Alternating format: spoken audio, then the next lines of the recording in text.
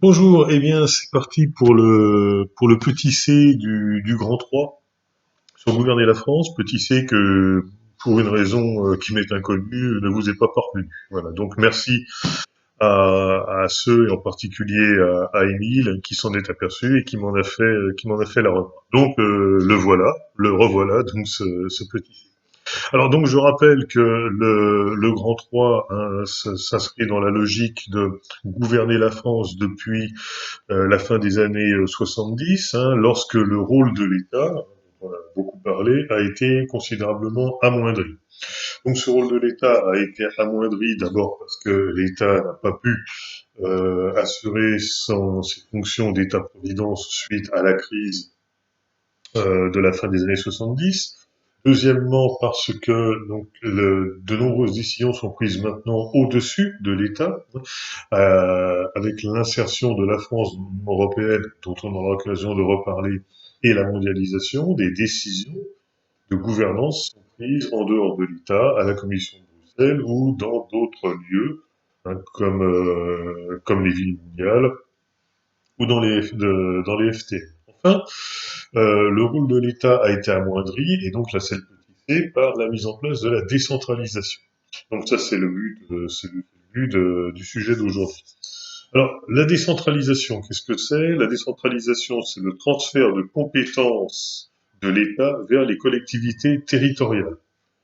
Transfert de compétences de l'État, c'est-à-dire transfert de ce qui revenait à l'État vers des collectivités territoriales. Les collectivités territoriales sont des territoires qui sont gérés eux-mêmes par des personnels élus. Il y en a trois, ce sont les régions, les départements et les communes. Les principaux étant les régions et les communes.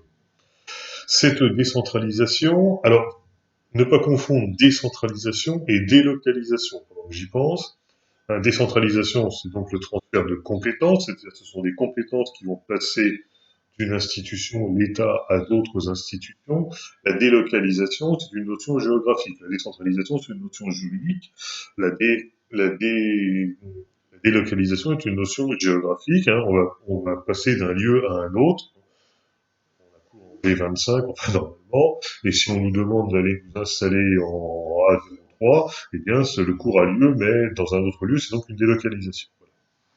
Alors, cette décentralisation, donc qui nous intéresse, cette décentralisation, elle a été mise en place en 1982 par le ministre de l'Intérieur de l'époque, qui s'appelait Gaston Defferre. Gaston Defferre, D-E-F-E-2-R-E. Gaston Defferre est le ministre qui a mis ça en place et qui a fait passer une loi disant que les régions ne seront plus administrées par les préfets, mais par des conseils régionaux élus. Et les premières élections de ces conseils régionaux auront lieu en 1986. Donc c'est la première loi de décentralisation, c'est la date à retenir. L'autre date, hein, qui a 20 ans, une loi qui a été faite 20 ans après, est une réforme constitutionnelle de 2003. Alors c'est important parce qu'on a changé la Constitution, c'est-à-dire qu'on a changé le texte, hein, qui organise le fonctionnement du pays, de la République. Et dans la réforme constitutionnelle, il est clairement dit, je cite, l'organisation de la République est décentralisée. Et donc ça veut dire que un certain nombre d'activités vont être maintenant gérées par d'autres collectivités territoriales que l'État. On peut prendre par exemple l'exemple de l'école que vous connaissez. Les programmes. Les programmes sont décidés par l'État et sont les mêmes pour tout le monde. Les professeurs sont des fonctionnaires, le proviseur est un fonctionnaire, c'est-à-dire ce sont des agents de l'État. Et pour eux, il n'y a pas de changement. En revanche, les bâtiments, eux, ont été décentralisés. Les écoles sont gérées par les communes, les collèges sont gérés par les départements et les lycées sont gérés par les régions. Tout le personnel dans le lycée qui sert à la cantine le midi, qui nettoie les salles, est géré par les régions. Les professeurs, eux, sont gérés par l'État. Donc la décentralisation, elle est là. La décentralisation, elle existe également dans les transports. En gros, les transports régionaux sont maintenant gérés par les régions. Vous voyez, par exemple, prenez le train pour aller à Paris, vous prenez un train sur lequel il est marqué Île-de-France Mobilité. Donc pour tout ce qui est régional, ce sont les régions qui décident des horaires, qui décident des tarifs.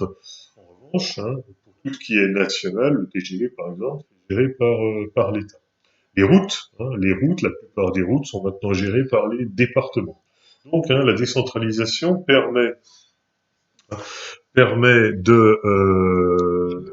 de prendre des décisions au niveau local, au niveau plus local.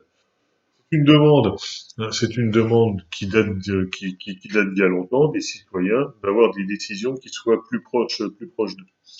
Ces décisions peuvent être prises très très bas, hein, au niveau des communes, au niveau des départements, par des, des consultations qu'on appelle des référendums décisionnels locaux.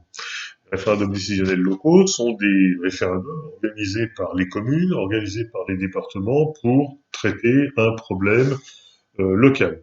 Le plus célèbre de ces référendums décisionnels locaux est celui qui a été organisé en 2016, donc il y a 4 ans, pour savoir si on allait ou non déplacer l'aéroport de Nantes vers un site qui était contesté, le site de Notre-Dame-des-Landes.